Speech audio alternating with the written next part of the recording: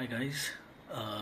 आत्ताच FDA म्हणजेच food and drug administration यांनी एक सर्क्युलर प्रसारित केलं आहे आणि त्यांच्या या सर्क्युलरच्या अंतर्गत त्यांनी एक मोठी चिंता व्यक्त केली आहे. ते म्हणजे जी मंडळी स्वतः किंवा त्यांच्या मुलांना लेज जे पोटॅटो चिप्स वगैरे खायला देतात त्यांच्यासाठी हे फार महत्त्वाची गंभीर चिंता त्यांनी व्यक्त केलेली आहे.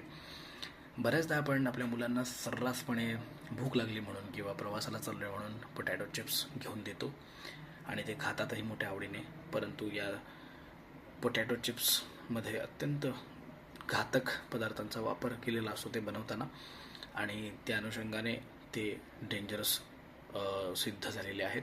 म्हणजे खरं तर आपण पोटॅटो चिप्स हे अनहेल्दी फूड किंवा were you can say junk food म्हणून कन्सिडर करतो. परंतु आता हे तेवढंच नाही, but now potato chips can be the cause of death.